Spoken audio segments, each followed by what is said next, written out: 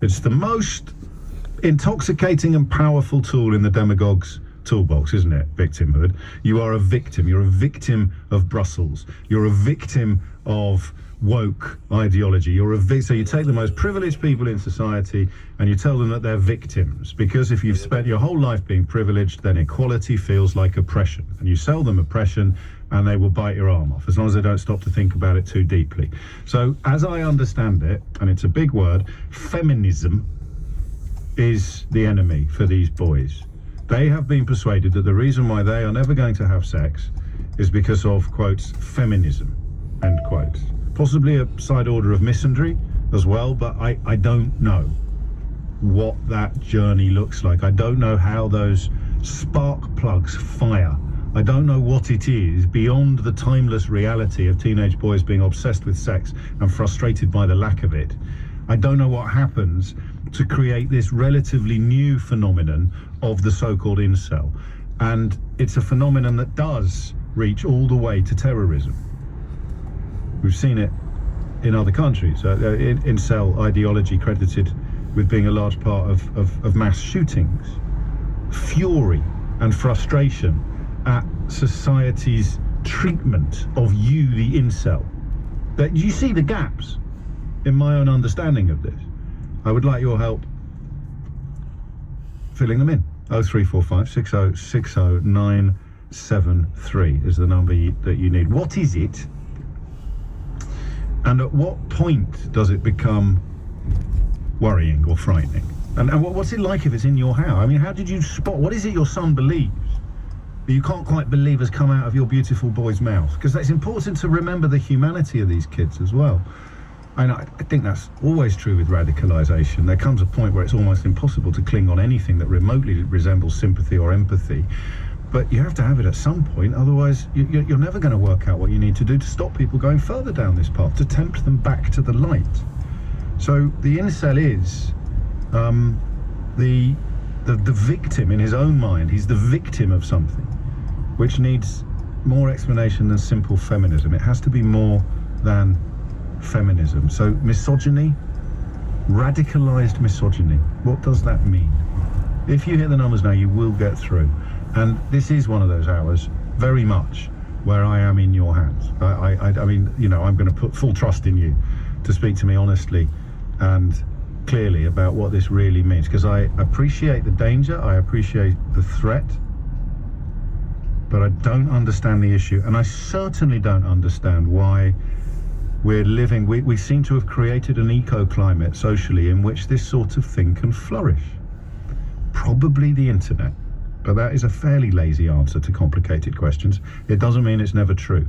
Something about the online activities of these kids has softened them up for incel ideology. What is the attraction? And you may well drag me back from this position early doors, but at the moment, what the difference between teenage boys historically being absolutely obsessed with sex and frustrated by the lack of it, how does that lead into behavior and beliefs that prompt referrals to the counter-terrorism program Prevent?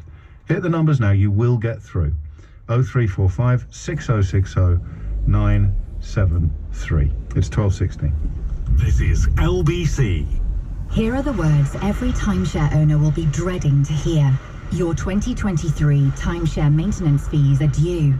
If you own a timeshare, you need to consider whether it's a good investment. mytimeshareclaim.co.uk has helped thousands of owners who were missold exit their contract and receive compensation. If you bought a timeshare after 5th of January 1999, text timeshare to 78900. That's timeshare to 78900 to find out more. Did you know DVLA lets you spread the cost of your vehicle tax by paying via direct debit? So you can pay in 12 easy installments, making it easier than ever to keep every bit of your vehicle taxed, including your horn, wipers, indicators, seat belts, engine, and even your radio. Tax your vehicle via direct debit today at gov.uk/DVLA/tax it. Tax it, don't risk it.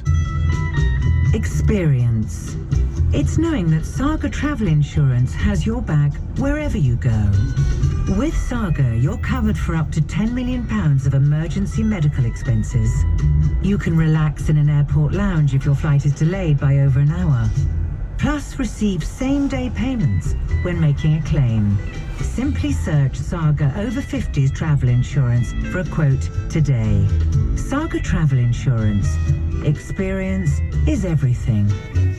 Same-day payments made if approved before 4 p.m. UK time. Register your flight 6 hours before departure. Provided by Svenska Insurance Limited. Guess who's going on holiday? I found the lump whilst trying this on. I thought the worst. How bad is it? Do we cancel our trip? I needed some answers. So I called Bupa, and they saw me within 2 days. Thankfully, I was given the all clear. We're going to enjoy this holiday. With Bupa Health Insurance, you don't need to see a GP first if you have symptoms of breast cancer. Bupa. This is health. Pre-existing conditions not covered. See bupa.co.uk/cancer-promise. Ooh, heard about Look Mum No Hands? The cafe /bar/bicycle workshop. They got a domain and built a website with GoDaddy to showcase their services. Ain't that right, Matt from Look Mum No Hands? You're telling me. So now more customers can find us online. And now their business is riding high. Nice. Thanks. Take the next step on your business journey with GoDaddy. Leading Britain's conversation, LBC, with James O'Brien. 12:19 is the time. So there it is. Everything that ends up being, or almost everything that ends up being terrorism, starts off being dismissed, even perhaps laughed at or sneered at. You know, sort of people developing weird beliefs. Because the idea for 99.999% of us of holding a belief so powerful that you would go out and kill innocent people is just beyond comprehension, right? By definition, it's beyond comprehension for 99.9% of us to actually experience it. But you could understand it. So, you know, being like that is beyond comprehension, but how people end up being like that is not. Let's start with Michael, who's in Brighton. Michael, what would you like to say? Thanks for taking the call. I guess I can start off by sort of trying to explain how I was once drawn into this sort of field of... Thank you. So when I was about 19 or 20, a book came out which was quite popular. And it's sort of the hard-right Christian believer that... No, hey, listen, you don't have to justify any of this. So you're pretend you're still at university, and this is I'm your tutor. Imagine. I'll help you. Yeah. I've done better than a year off COVID. So yeah, it just means that when you are sat at home by yourself in bed at 10 p.m. and you should be in bed for school tomorrow, yes, and you flick through TikTok and you just see, you know, I don't know how to describe it, but lots of sort of like content, you feel, well, yeah, why am I not part of this world? Why can't I be part of this world? Then you tie that in with, you know, the insecurity that most young men feel anyway in school about their position in the social hierarchy and how sex plays into that. Yes. So all of a sudden you end up with a nation of young men who feel it's way more insecure about their sort of place in the sort of sexual hierarchy than they have done in generations before. And interestingly, the data sort of suggests that young people are actually having more sex than ever now, and that people are also more open about it and talking about it, which again are all good things. But unless you're feeling left out, in which case they're worse. Exactly. Or that's not. Well, I think a bit of the nuance here is that you're not even necessarily feeling left out because you are nervous or you don't feel confident. If you're just a normal, average 14-year-old or 15-year-old or 16-year-old, 17-year-old who just isn't having that much sex, which most 17-year-olds are. Yeah. It means that you feel like everyone else is, and it feels like you're missing out on this big party that's going on that you're not part of. And how do I then leap to hating women? So another thing is, so when you're on Instagram and you spend about 15-20 minutes on a fresh account and you're using it as I was at the time as a 22-year-old man, it works out really, really quickly that I was a 22-year-old man, and TikTok's even better at it than Instagram. TikTok is so these are just two examples. Infernal at it, right? So they know what is going to they know exactly who push you your are. buttons. Exactly, and because you push their buttons, right, physically, and they can then push yours. Yeah. So then, all of a sudden, when you're someone who's liking lots of sexual content, because 17-year-old lads just do that, and you realise, okay, let's put all of this in front of you, oftentimes, it's not surprising, this is how their algorithm works. There's a massive overlap between the people who want to access sexual content and the people who feel left out from it, which means that when you've got an really important from a young age, and because it's taboo, and I remember my sex ed classes in school, and they just weren't fit for purpose. Mine was from a celibate monk, mate, so I don't think I'm going to win this encounter. Well, my GSHU teacher might agree with you, to be honest. But yeah, it's just making sure that young men, when they're like, not after they've already been presented with the Andrew Tate stuff, because then talking to them, the big thing about Andrew Tate is he says that anyone who tries to tell you otherwise is part of the machine or the matrix or whatever. Yeah, of course. So it's not about dealing with it once they've already begun on that slide. It's about making sure that this is why I think I'm in such a good position to sort of understand this from an objective perspective, is that my parents made this effort with me when I was very young. Right. Just understand that when you are poised with those ideas, as intoxicating as they can be, and as much as they sound right and they answer all your questions, you actually just have to look at it a bit critically and try and understand why that person might be. And again, this would solve our Brexit problem, it would solve our Tory problem, it would solve our misogyny problem. Addressing it at a young age with men and being like, look, we need to talk about these things before it becomes a problem in their lives. It means that then we're going to have a generation of men who are, you'll start to say that this is the baseline of what we're aiming for, but a generation of men who are critical thinkers and women and whoever, but specific to this conversation. Well, it's susceptibility to grifters. I mean, is why you just gave us the litany, the list of grifts, because that is, yeah. So that's really helpful. It's great that you're more optimistic than you were going in, but, totally. but the problem is getting bigger, right, at the moment? Or do you think that the exposure of Tate now in a much more mainstream way will actually diffuse some of his strength? As someone who, unfortunately for me, has been chronically online since I was about 15, Tate being the biggest thing in the world at the moment is a good thing for the culture and for the conversation. But Andrew Tate isn't the first person to have been doing this. There's been a line of people exactly like him, some worse, some not quite as severe, behind him, and there's a line queuing up behind him. Because back in the day when it wasn't even that profitable to be like this, just to have the internet clout alone was reason to do it. Clout. And now all of a sudden you've got a massive paycheck at the end of the line as well for people. There's a huge queue of people looking to be the Andrew Tate role in kids' lives. And I think we also have to ask ourselves a little bit why Andrew Tate was so popular. Part of it is because young men are lacking really good, positive role models at the moment. I think that's because we live in a culture where everyone seems to disagree everywhere. And there's no...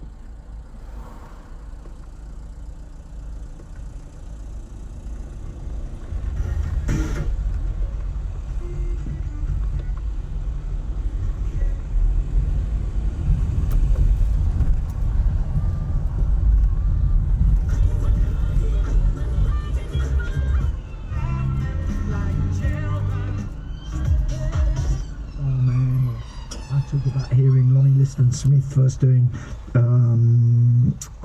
whatever it is, introducing me to jazz. But that record, that compilation LP, which was a cheap album on the Atlantic label, just life-changing.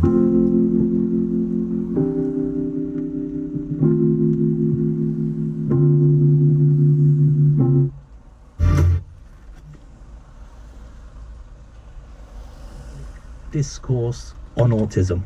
Rachel, just want to respond to that very quickly. I disagree. I think people need to understand the difference between disability and disorder.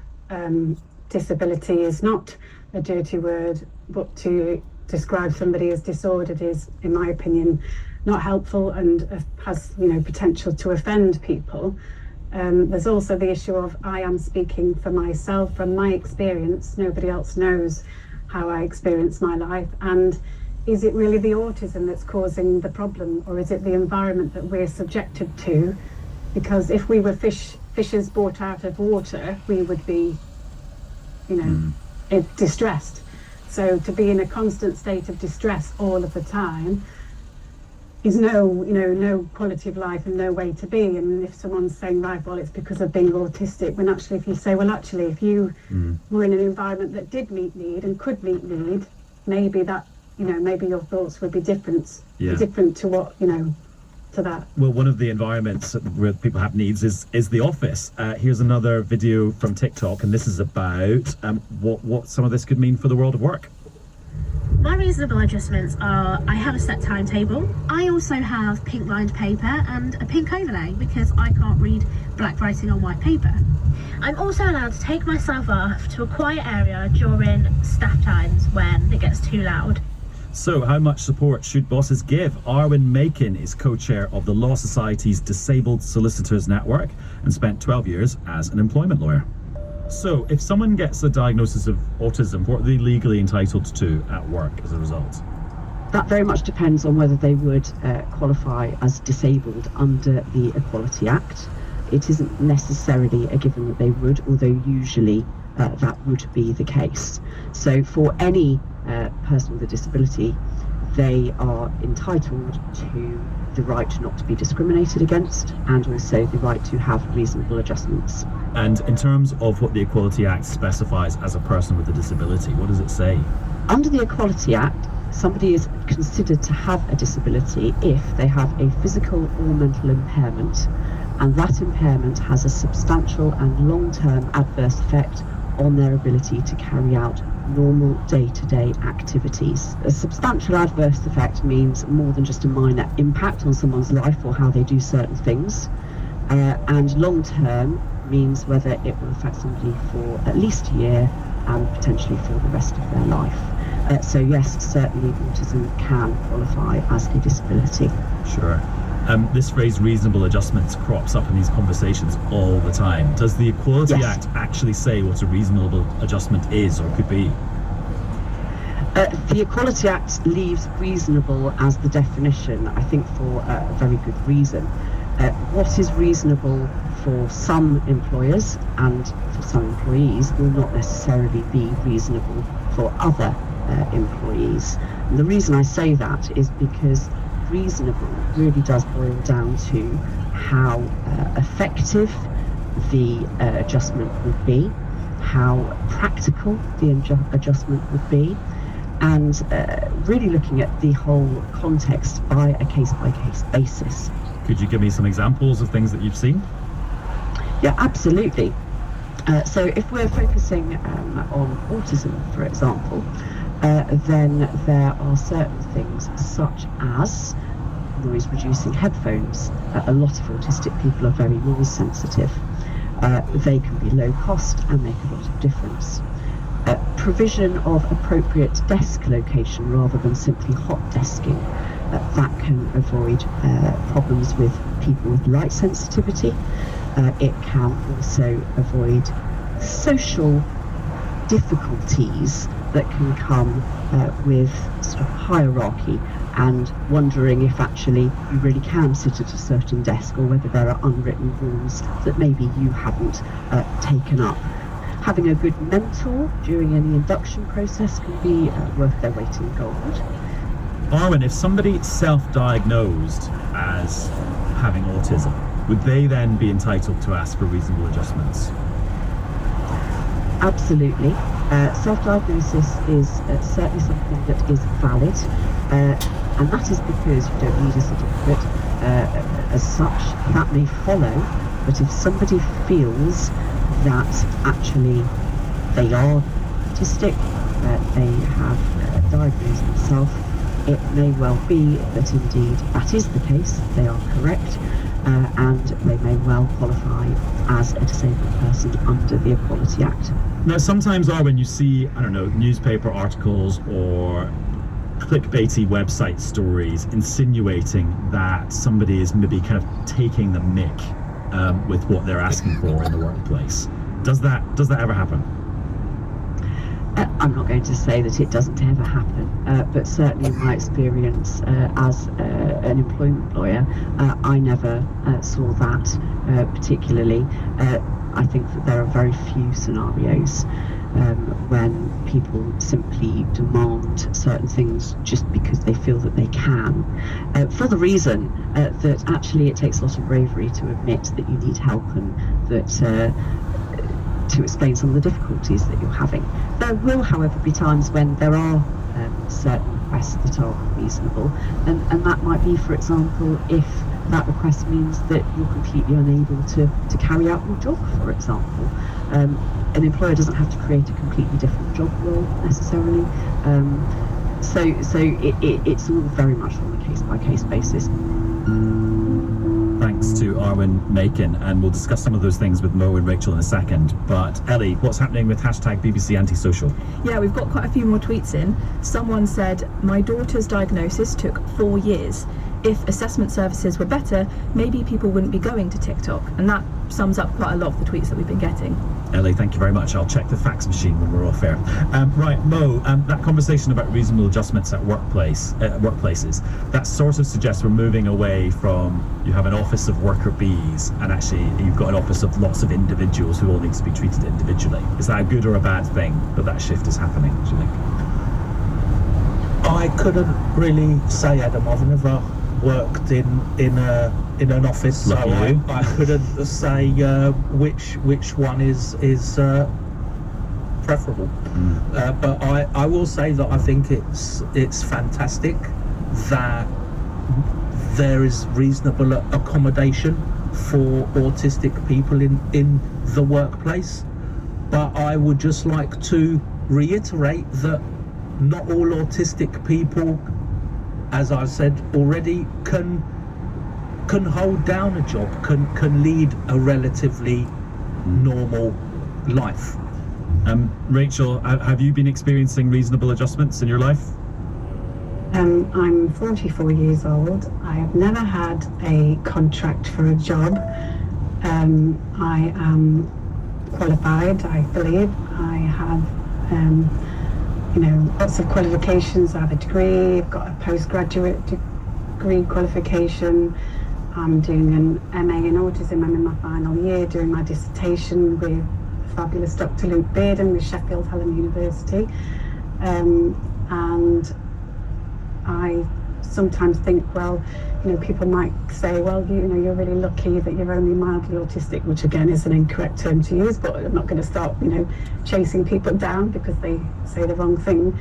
But the fact of it is you can't pass judgment on somebody's life unless you've actually lived it yourself. So I always try to encourage people not to compare, because comparing isn't helpful to anybody. And you do it at the moment, the direction you're going in.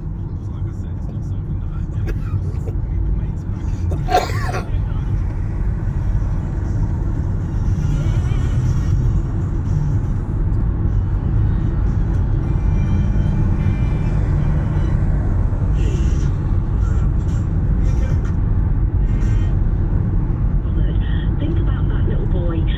tantrum in the middle of the room. Why can't I have what I want? Yes. Well, that's Boris Johnson. What this feels like. But I want that. Donald Trump, Boris Johnson, Jeremy Clarkson. Yeah. I want that woman. Why can't I have her? That's not fair. And then, of course, at the very end of that extreme is, do you know what? I can have her. I can overpower her. I can do all that. So that's where it leads to. Finally, if I took something away from what you've said unexpectedly, it would probably be that, as with so many things that we think are, video killed the radio star territory, we've never seen anything like this before. It's just a new variation on a very old story. Yeah. Isn't it? Yeah. I mean, and the pendulum, well, hopefully not a pendulum, although Roe versus Wade in America suggests, of course, that none of these victories are permanent, none of these progresses are permanent. They can be reversed. Roe versus Wade, incredibly pertinent to this conversation. It's not. I mean, it can be a pendulum. The job is to keep your shoulder to the wheel to make sure it doesn't swing back. Sarah, thank you. I'm cracking on only so that we can squeeze in a quick snippet of my conversation with Tony Robinson. Sir Tony Robinson, to you, star, of course, of Blackadder and Time Team and myriad other projects, but also particularly political actor and activist. And here we are. I think we did the interview on Tuesday, and was it Wednesday? Monday even, and we couldn't be confident when we started talking about political scandals that we wouldn't have been overtaken by the time I played this out at the end of the same week. So I was thinking that on the way here about the total abject mess that the Tory party has got itself into now, and I was trying to think about, I don't think that all Tories are vile, evil people. Right. And I was thinking back on people like Peter Carrington, Lord Carrington, who negotiated the settlement over Zimbabwe, and Philip Hammond, Ken Clarke. It's not that too difficult to think of Tories who are really driven by public service. You might disagree with them, yeah, but exactly. you understand. But you understand it. Exactly right. And now the Tory party is just so tawdry. The day in which I'm being interviewed today, we've got the ex-Prime Minister appearing to have been in some vile relationship with a man who he made the chair of the BBC. We've got the ex-Chancellor of the Exchequer apparently being fined £5 million at the time they were being Chancellor of the Exchequer. Absurdly, you've got the Prime Minister having been caught without a seatbelt on. You think to yourself, the terrible thing about this is not even actually the individual crimes, in inverted commas. It is what this does to all of our perceptions of politics and all the aspirations or understanding anybody can have about politics. And I went on about, when you're at the gates with St. Peter, how that group of people... They're threatening the very model, aren't they, in the way that Trump and his supporters did as well. That congregation of corrupt behaviour. Ultimately, that model has to rely on a sense of belief that the people in power are going to do what they said that they would do. Or at least try. Or at least try. They might mess you about it, but they have a sense of honour, they have a sense of decency, and ultimately they're not doing it for themselves. It is very hard with this little coat. Very scary as well. I think this will go out at the end of the week that you're referring to, so God knows what will be. Probably will have another half dozen. But the danger of it, of course, is that it dilutes how disgusting each individual thing is. It was a week ago today that we were talking about Rishi Sunak's seatbelt. Feels like a different age, doesn't it? And although we already knew about Dominic Raab's bullying investigation, we weren't aware of the fact that there's at least 24 people involved in bringing those allegations. So Tony Robinson and I were right to worry that we might have been slightly overtaken by events. It is a cunning plan. Why don't you download that and listen to it this weekend? Indeed, if you missed any of today's show, you can listen back on James O'Brien, the whole show podcast over at Global Player. You'll find all LBC shows there, as well as the world's biggest podcast, including, full disclosure, my Life and Times interview podcast, as you've just heard Tony Robinson, is this week's guest. Download it for free, Global Player, from your app store, or just go to globalplayer.com. Tom Swarbrick with you at 4. Sheila Fogarty with you now. Thanks very much indeed, James. It's Holocaust Memorial Day. Difficult to know sometimes where to begin with reflecting on the Holocaust. So I'm actually going to return to something I spoke about a few months ago with you, a book by Jonathan Friedland called The Escape Artist, the man who broke out of Auschwitz to warn the world, but sadly was not really listened to effectively enough. So we'll reflect on that in the last hour of the programme. I want to, a little anyway, pick up morally, I think, where James left off. Jeremy Hunt said this morning, people don't care about the tax probity or the tax affairs, personal tax affairs of government ministers. Well, I do. Do you? On your radio, on Global Player, and Play LBC. leading Britain's conversation. This is LBC. From Global's newsroom at 1 o'clock, the Chancellor's delivered a keynote speech calling for optimism and belief in Britain's economy. Jeremy Hunt has been setting out his long-term plan for prosperity, claiming the best tax cut for people now is a cut in inflation. And he says pessimism is one of the things holding the country back. Declinism about Britain is just wrong. It's always been wrong in the past, and it's wrong today. Some of the gloom is based on statistics that don't reflect the whole picture. Mr Hunt also said he didn't see any conceivable circumstances in which HS2 would not run to its planned London terminus at Euston. Reports today have suggested a cost-cutting measure could see it finish in the west of the city, with passengers having to transfer to the Elizabeth line. A student nurse has appeared in court accused of planning a terrorist attack at an RAF base in Yorkshire. The 27-year-old is accused of building a bomb using a pressure cooker. An NHS trust has been fined £800,000 after admitting to failing to care for a mother and her baby who died minutes after being born. Winter Sophia Andrews died in September 2019 after being delivered by emergency caesarean section.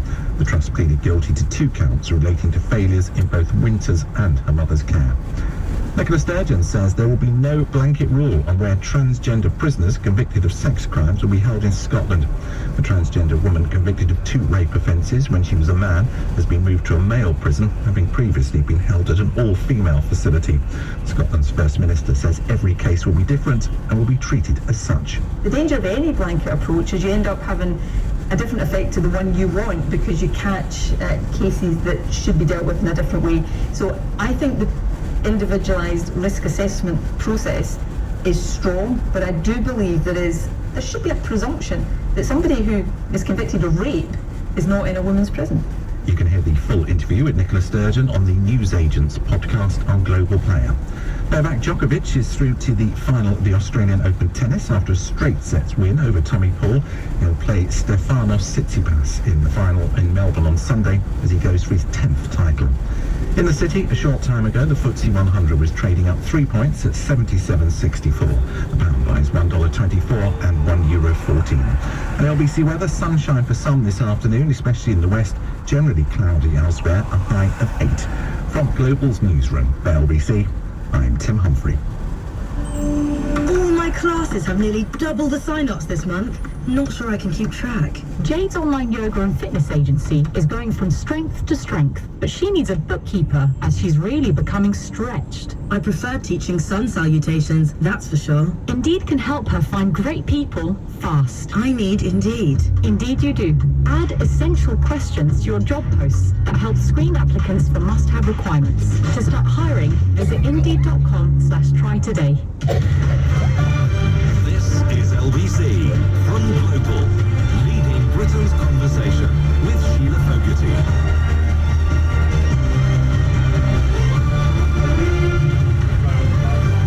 Good afternoon to you if you're just joining me here at LBC. The Chancellor Jeremy Hunt gave a speech this morning. Obviously we were listening out for any specifics around policy. There weren't really any major announcements in a sense. We know, given what happened with Liz Truss and Kwasi Kwarteng and their attempt to do a whole swathe of tax cuts, that was not the direction of travel for Jeremy Hunt and Rishi Sunak, and he's made that clear this morning.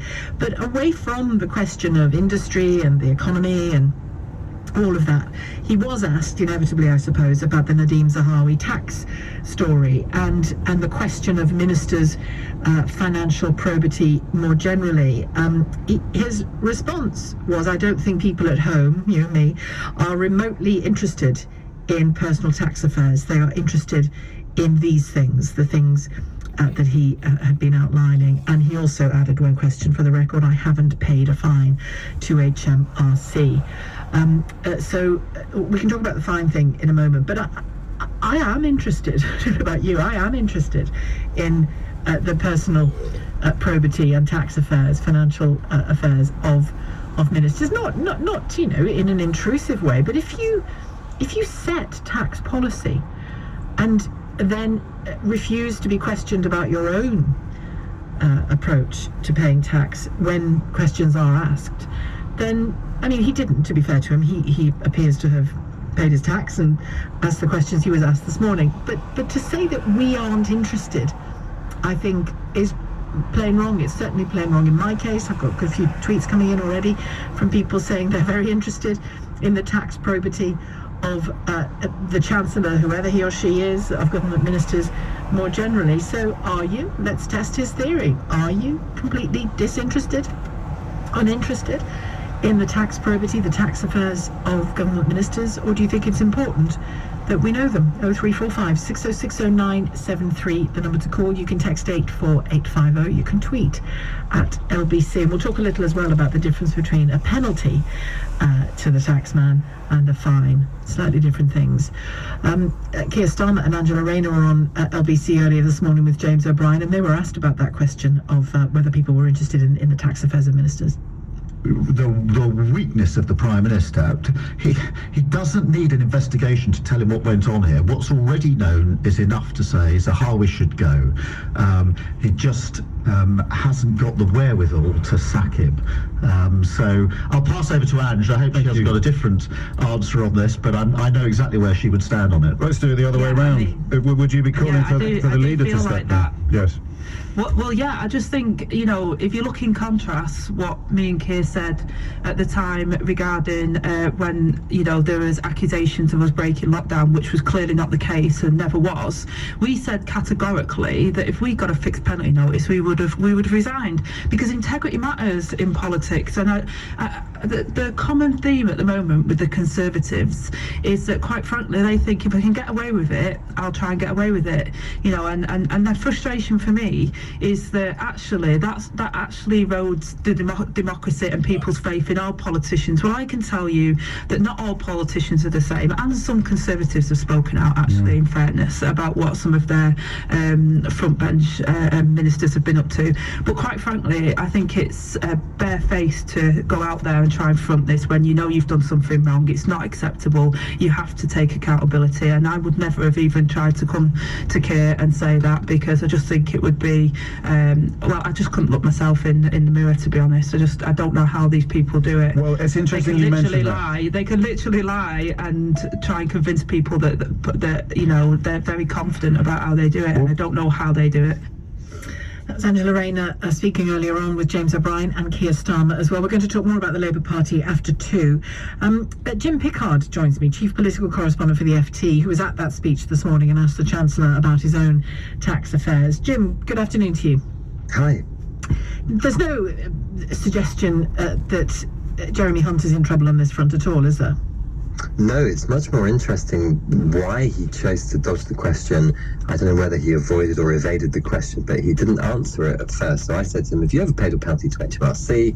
He said, I'm not talking about my personal tax affairs, but you wouldn't find anything interesting to read about. And then Harry Cole from The Sun followed up and said, can you just give a straight answer on this? And again, he didn't. He said the public aren't interested in politicians' private tax affairs.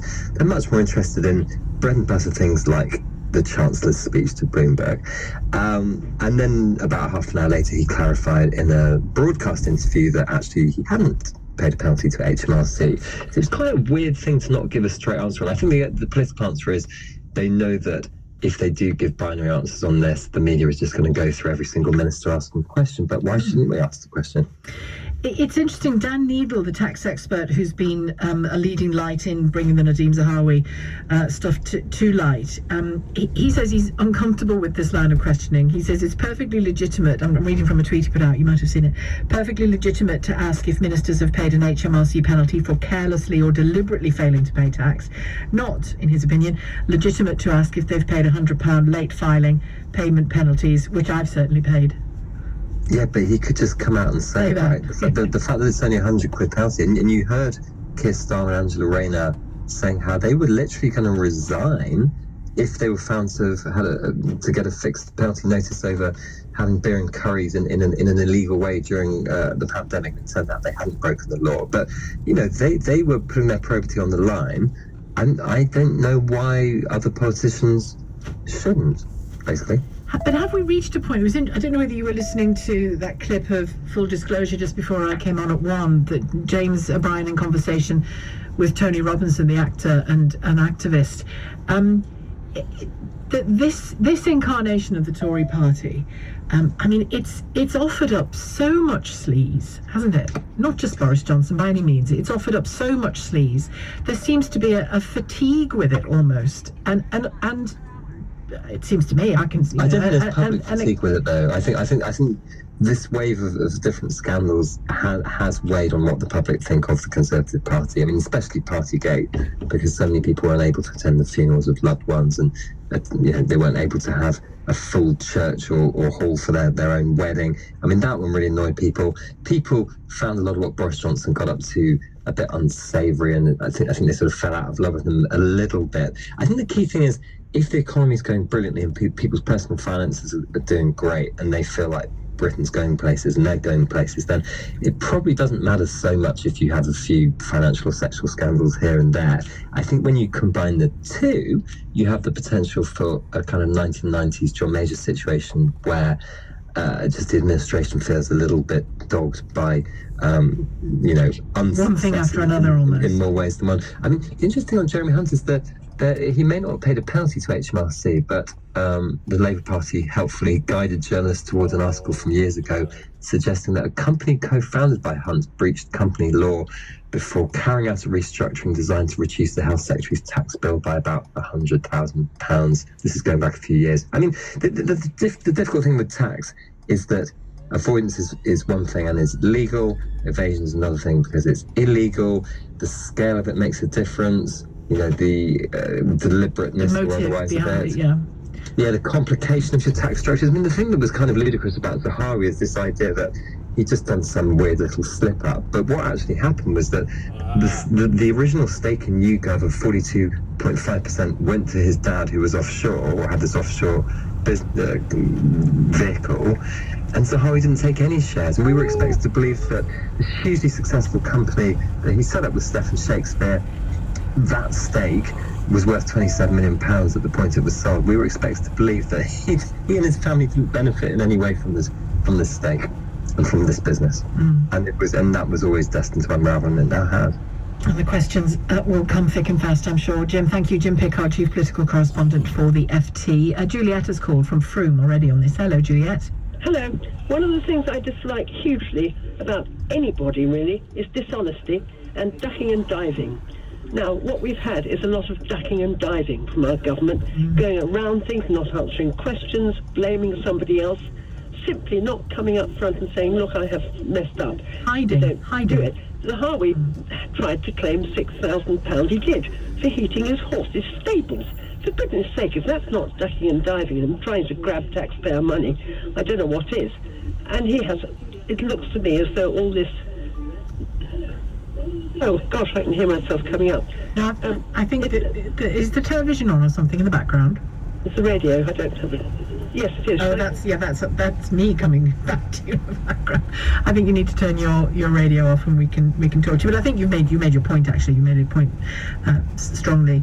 A story that we haven't covered yet this week, but I'll just give you the bare bones of it because I think it runs parallel to the questions of ministers' probity on tax and whose money they are prepared to waste in vast amounts, i.e. yours and mine, and whose money they expect, some of them expect to be treated with a sort of special case status. The Department of Health, this is a report from The Guardian by Rachel Hall and Dennis Campbell, the Department of Health has wasted a total of £15 billion on unused personal protective equipment. £15 billion. COVID tests, vaccines, PPE equipment.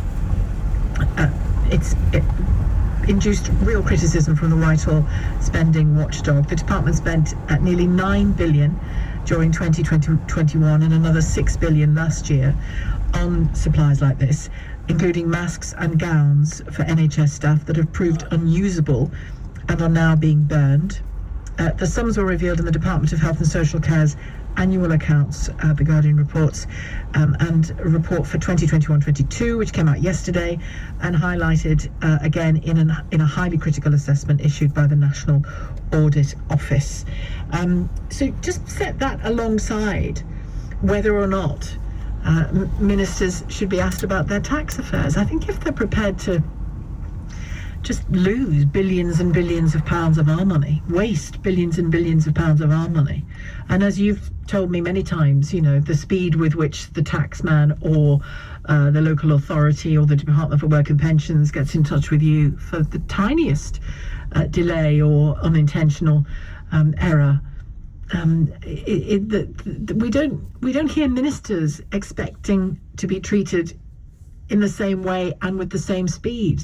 I think there's just hard evidence from some of them, Zahawi included, that they really do think they're a special case, and they are a special case, but not in the way that they think. It's 1:16. This is LBC. Experience. It's knowing that Saga Travel Insurance has your bag wherever you go. With Saga, your